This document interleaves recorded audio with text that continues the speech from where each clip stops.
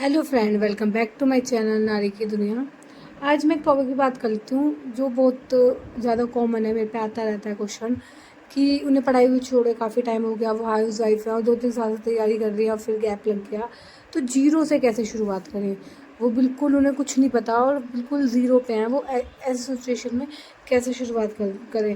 सबसे पहले बता दूँ, आज बारिश हो रही थी, फिर जब बारिश रुक गई तो मैं अपने पापा के साथ मॉर्निंग वॉक पे आ गई थी। यार मैंने कैसे स्टार्ट किया था, देखो मेरी शादी हुई थी, शादी होने के 6 महीने तक कोई पढ़ाई से कोई कांटेक्ट नहीं था, क्योंकि नई नई शादी होती है, एकदम से पढ़ाई के लिए नहीं कह सकते। तो मैंने कैसे स्टार्ट किया था, तो सबसे पहले जो मैंने स्टार्ट किया था कि मैंने एक ही सब्जेक्ट उठाया था जो मुझे पसंद आया। तो जीएस उस टाइम मैंने जो उठाया था, सीडीपी उठाया था। तो आप भी सिर्फ एक सब्जेक्ट, उस टाइम ना ये ख्याल नहीं आना चाहिए कि अगर मैं सीडीपी कर रही हूँ तो मेरा जीएस का सेक्शन ख़राब हो गया, मैं मैथ तो कर नहीं पा रही, वो वाला सेक्शन पीछे होता जा रहा है। जब आपने स्टार्ट कर दिया तो सबसे पहले उसे 10 या 15 दिन देने चाहिए। मुझे ऐसा लगता है 10 से 15 दिन उस सब्जेक्ट को दो, तो आपको एक कॉन्फिडेंस बिल्ड होगा कि आज मैंने 10-15 दिन में इसके कितने सारे टॉपिक कर लिए, आगे धीरे धीरे वो सब्जेक्ट कंप्लीट होता हुआ दिखाई देगा। और अगर आप ये सोचोगे कि हमारा तो दिमाग भटकता है, हम पढ़ने बैठ जाते हैं, माइंड में ये ख्याल आता है बच्चे क्या कर रहे होंगे, खाना बनाना, ये सब आता है, तो ये सब कुछ ना नेचुरल है। ये ऐसा नहीं है सिर्फ आपके साथ होता है, सबके साथ होता है, मेरे साथ भी होता है।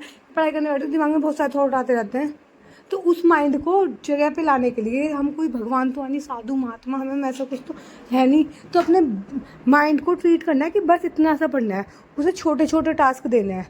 ऐसा नहीं उसे बहुत बड़े टास्क दे दिए। और जो मैंने स्टार्टिंग में टास्क दिया था, आप यकीन नहीं, सिर्फ 2 पेज पर, 2 पेज पढ़ना है। फिर एक लगता था कि यार ये तो अभी पढ़े 2 पेज, और जब 2 पेज हो जाते थे ना आधे घंटे में, लगता है अभी तो 2 और पढ़ लेते हैं। तो आप अपने आप को ना माइंड को छोटे छोटे टास्क दो, और आपको इतनी खुशी मिलेगी कि आपने छोटा टास्क दिया, और उसको कोई क्विज लगा लो, कुछ भी लगा लो, एक मन में सेटिस्फेक्शन रहेगा। तो आप ऐसे कर सकते हो। और जो डिमोटिवेशन आते हैं, हमें ना खुद से मोटिवेट होना, कोई दूसरा आके हमें कभी मोटिवेट नहीं कर सकता, हमें खुद से मोटिवेट होना है। और सबसे पहले आप किसी भी एग्ज़ाम की तैयारी करें, XYZ कोई भी एग्ज़ाम है, टीचिंग का या कोई भी है, तो ना एक प्रिंट आउट जरूर होना चाहिए उसका सिलेबस का। लोग क्या करते हैं कि फ़ोन में पढ़ा है, बेशक ऑनलाइन ज़माना है, सब कुछ है, लेकिन उसकी हर एक हार्ड कॉपी होनी चाहिए।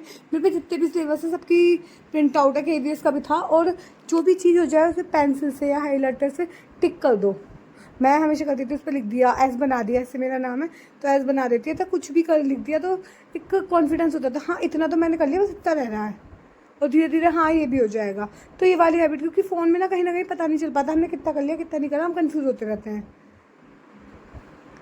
और मान लो अगर आप भाई कोई सब्जेक्ट ऐसा होगा कि हमेशा मैं बोलते हैं अपने फेवरेट सब्जेक्ट से स्टार्ट करो, बट जो फेवरेट सब्जेक्ट है वो तो हो जाएगा, लेकिन जब आप ऐसे सब्जेक्ट पे आओगे जो आपको बिल्कुल भी नहीं आता, आप कंफ्यूज हो जाओगे, तो ऐसे सब्जेक्ट से स्टार्ट करो जो उसमें आपको थोड़ी कम नॉलेज है और थोड़ा सर्च करना पड़े, ये करना पड़े।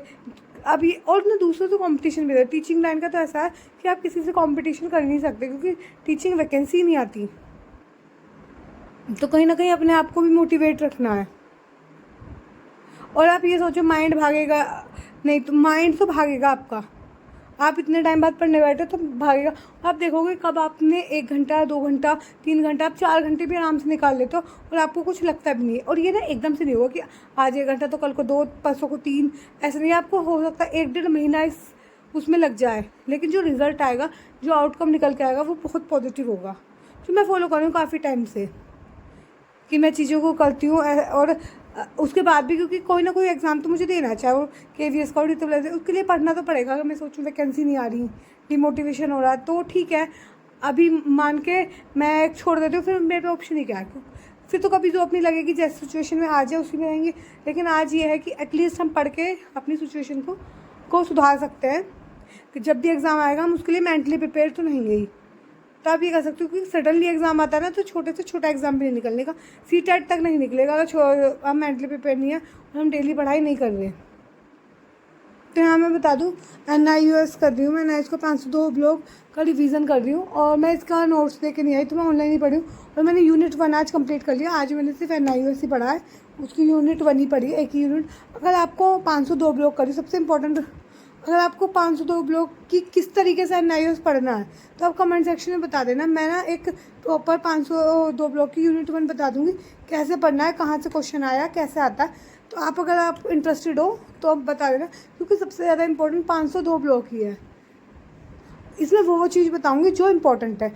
ऐसे तो इसमें पियाजे की थ्योरी भी है, बट पियाजे की थ्योरी आपने पढ़ रखी होगी, वाइगोस्ट की भी है। तो आप अगर शुरुआत करो तो कोई भी एक सब्जेक्ट लेके बैठो, सारे सब्जेक्ट इकट्ठा लेके मत बैठो, आप कुछ भी नहीं कर पाओगे। ये फैक्ट है कि अगर आप पढ़ाई कर रहे हो तो सिर्फ एक ही चैप्टर लेके बैठो, एक ही सब्जेक्ट, फिर धीरे धीरे उसे बढ़ाना है। ऐसा नहीं बढ़ाना नहीं है, बढ़ाएंगे, धीरे धीरे बढ़ाएंगे। और अभी तो बहुत टाइम है टीचिंग में, तो अब मुझे लगता है कि अभी कोई पेपर का इतना पता नहीं है, तो काफ़ी ज़्यादा टाइम है। और एक ना अपने आप पे भरोसा भी रखना चाहिए कि हाँ हम ये कर सकते हैं। अगर आप खुद पे भरोसा नहीं रखोगे तो कोई एग्ज़ाम नहीं निकलेगा। तो आज की वीडियो में इतना ही। अगर आपको वीडियो पसंद आई है तो वीडियो को लाइक करना, चैनल